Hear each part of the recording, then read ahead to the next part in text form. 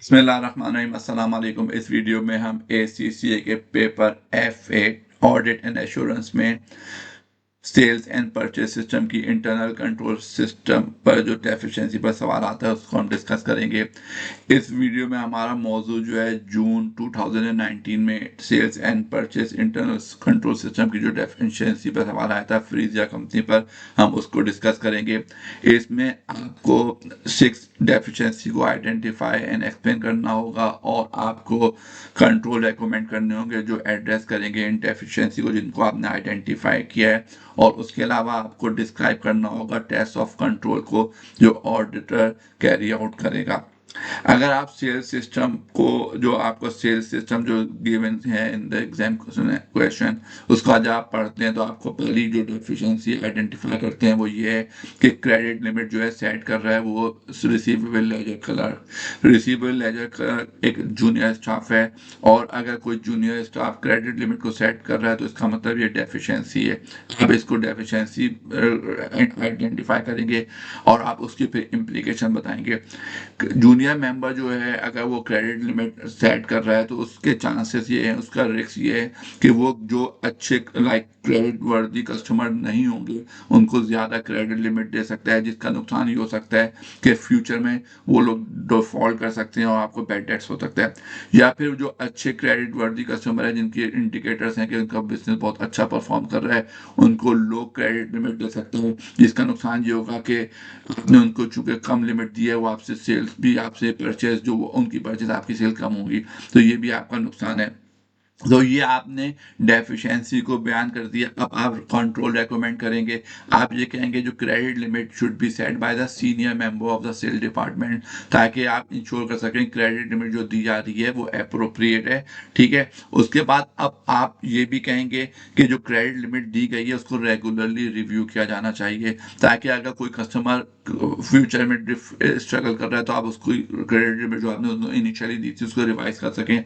Likewise जो business शुरू में अच्छे नहीं थे जिनको आपने क्रेडिट लिमिट नहीं दी या कम दी उनकी परफॉर्मेंस फ्यूचर में अच्छी हो रही है तो फिर भी आप उसको रिवाइज कर सकते हैं। लिहाजा आप कहेंगे कि जो क्रेडिट लिमिट है उसको रेगुलरली रिव्यू किया जाना चाहिए। अब आपसे जब टेस्ट ऑफ कंट्रोल को डिफाइन करना होगा उसको डिस्क्राइब जब आप कर रहे होंगे आप ये कहेंगे कि जो ड्यूरिंग द ईयर नए कस्टमर जो बनाए गए थे ऑडिटर उनका सैंपल को रिव्यू करेगा और ये चेक करेगा कि इनको जो क्रेडिट लिमिट ऑथराइज दी गई है किसने ऑथराइज की है, और वो ये पूछेगा इंक्वायरी करेगा कि कौन कौन क्रेडिट लिमिट को सेट कर सकता है या अप्रूव कर सकता है। उसके बाद आपको जो दूसरी डेफिशिएंसी आपको सेल्स सिस्टम में डिफाइन की गई है वो ये है कि कस्टमर ऑर्डर्स जो हैं वो सिक्वेंशली ऑर्डर नहीं है, सिक्वेंशली नंबर्ड नहीं है। तो इसका मतलब क्या हुआ, ये एक डेफिशिएंसी है क्योंकि आपके जो ऑर्डर्स हैं परचेज ऑर्डर उसको या सेल्स ऑर्डर इनको सिक्वेंशली नंबर होना चाहिए। इस सिनेरियो में आपको बताया गया कि सेल्स ऑर्डर जो है सिक्वेंशली नंबर्ड नहीं है तो ये डेफिशिएंसी है। इसकी इम्प्लीकेशन क्या हो सकती है, इसकी इम्प्लीकेशन ये हो सकती है कि अगर और सेल्स ऑर्डर जो है आपका सिक्वेंशली नंबर्ड नहीं है तो it will be difficult for you to identify कि आया कोई ऑर्डर मिसिंग है कि नहीं है। अगर आप आइडेंटिफाई नहीं कर पाएंगे तो आप मॉनिटर भी नहीं कर पाएंगे कि ये ऑर्डर फुलफिल हुआ है कि नहीं हुआ है। इसकी इम्प्लीकेशन क्या होगी, इसकी इम्प्लीकेशन ये होगी कि आप कस्टमर को गुड डिस्पैच नहीं कर पाएंगे और कस्टमर आपसे हैप्पी नहीं होगा, वो डिससेटिस्फाई होगा और आप कस्टमर की गुडविल को लूज कर देंगे। तो ये आपने डेफिशिएंसी और उसकी इम्प्लीकेशन को एक्सप्लेन कर दिया। उसके बाद आपको कंट्रोल डिफाइन करना है कि किस तरीके से आप इस डेफिशिएंसी को जो आपने आइडेंटिफाई किया को एड्रेस किया जा सकता है। तो उसमें आप कहेंगे कि जो है sales order should be sequentially numbered होना चाहिए ताकि इंश्योर किया जा सके गुड्स आर डिस्पैच, और आप रेगुलर सीक्वेंस चेक को कैरी आउट करेंगे ताकि अभी आप आइडेंटिफाई कर सकें कि आया कोई ऑर्डर मिसिंग है, अनफुलफिल तो नहीं रह गया है। ये आपने कंट्रोल को डिफाइन कर दिया।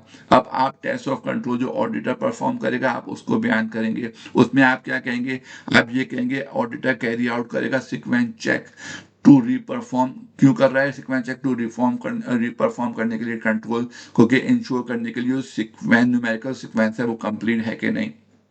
आप उसके अलावा उसने अगर कोई ऑडिटर को कोई गैप मिला इसमें इन द सीक्वेंस तो वो उसको डिस्कस करेगा सेल्स ऑर्डर टीम के साथ। इसके बाद अगर आप फर्दर जब सवाल पढ़ते हैं तो आपको एक और डेफिशिएंसी सेल्स सिस्टम में नजर आती है, वो ये है कि फाइनेंस क्लर्क जो है वो सेल कैश रिसीट सिस्टम के तीनों फंक्शन को परफॉर्म कर रही है। वो कैश कस्टमर को जो रिसीट आ रही है बैंक में उसको भी पोस्ट करती है, उसके अलावा वो सेल्स लेजर को भी, रिसीवेबल लेजर को भी अपडेट कर रही है, और वो बैंक रिकंसिलिएशन भी परफॉर्म कर रही है। तो ये तीनों फंक्शन एक ही पर्सन परफॉर्म कर रहा है। तो उससे आपको आइडिया हो जाएगा कि इसमें सेग्रीगेशन ऑफ ड्यूटीज जो है मिसिंग है, और ये जो है डेफिशिएंसी है। इसकी इंप्लीकेशन क्या होगी? इसकी इंप्लीकेशन ये होगी कि जो भी एरर होंगे वो आप टाइमली बुनियाद पर आइडेंटिफाई नहीं कर सकेंगे, और इसमें एक रिस्क जो है इंक्रीज रिस्क ऑफ फ्रॉड भी है।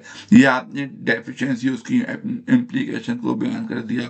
तो आपसे पूछा जा रहा है कि आप कंट्रोल तुम क्या रेकमेंड करते हो, तो उसमें आप ये कहेंगे कि जो तीनों फंक्शन है जो आपने cash receipt bank transfer customer से, इसकी पोस्टिंग और आपको सेल्स रिसीवेबल लेजर को अपडेट करना और बैंक रिकंसिलिएशन, इन तीनों फंक्शन को आप स्प्लिट कर दें तीन डिफरेंट इंडिविजुअल्स में। अगर ये मुमकिन नहीं है तो एटलीस्ट बैंक रिकंसिलिएशन जो है सेपरेट पर्सन को करनी चाहिए। ये आपने कंट्रोल रेकमेंड कर दिए डेफिशिएंसी को एड्रेस करने के लिए। आपसे आपको टेस्ट ऑफ कंट्रोल को डिफाइन करना है, डिस्क्राइब करना है, तो उसमें आप क्या कहेंगे? आप कहेंगे ऑडिटर जो है परफॉर्म करेगा बैंक उसको, देखिए एक रिव्यू करेगा, जो भी आपने बैंक रिकंसिलिएशन कंप्लीट की होगी उसकी एक फाइल होती है, उसको रिव्यू करेगा, देखेगा कि बैंक रिकंसिलिएशन किसने की थी। उसके अलावा आपके सिस्टम में लॉग होता है आईडीज का, उनको चेक करेगा कि जो बैंक रिसीट जो है उसको पोस्टिंग किसने की है और सेल रिसीवेबल लेजर को किसने अपडेट किया है, ताकि आइडेंटिफाई किया जा सके कि इनमें कोई सेग्रीगेशन ऑफ ड्यूटीज हैं कि नहीं। और उसके अलावा वो फाइनेंशियल कंट्रोलर से या फिर जो senior member of the staff होगा उससे डिस्कस करेगा कि segregation of duty in functions में है कि नहीं। ये आपने टेस्ट ऑफ कंट्रोल को एक्सप्लेन कर दिया। उसके बाद आप अगर परचेज सिस्टम को देखते हैं तो परचेज सिस्टम में जो आपको डेफिशिएंसी नजर आती है वो ये है कि copy of good receive note जो है वो सिर्फ फाइनेंस डिपार्टमेंट को भेजी जा रही है, वो जो है उसकी कॉपी जो है परचेज डिपार्टमेंट के पास नहीं आ रही।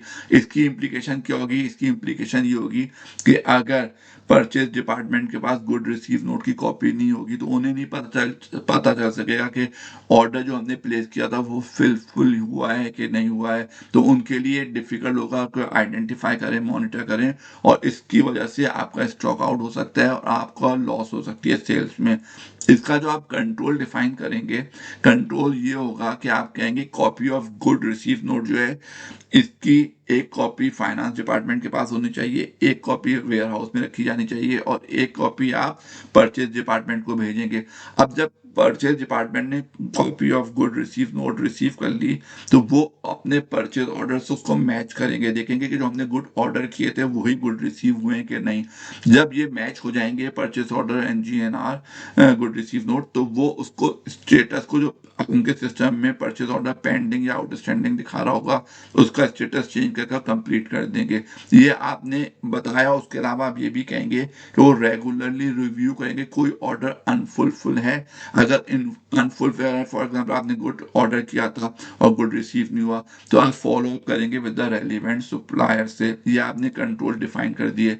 अब टेस्ट ऑफ कंट्रोल में ऑडिटर क्या करेगा? ऑडिटर जो है जो कॉपी गुड रिसीव नोट की परचेज डिपार्टमेंट को है उसको देखेगा कि आया ये परचेज ऑर्डर से मैच हुए हैं कि नहीं हुए हैं। अगर मैच हुए हैं तो ये परचेज जो ऑर्डर जो है कंप्लीट है कि नहीं है। उसके अलावा वो रिपोर्ट्स को रिव्यू उन रिपोर्ट्स को रिव्यू करेगा जो अनफुलफिल ऑर्डर पर होगी, और चेक करेगा कि कोई आइटम आउटस्टैंडिंग है। अगर ऐसा है तो वो फिर परचेज डिपार्टमेंट के लोगों से, परचेज ऑर्डर जो टीम है उनसे उसको डिस्कस करेगा।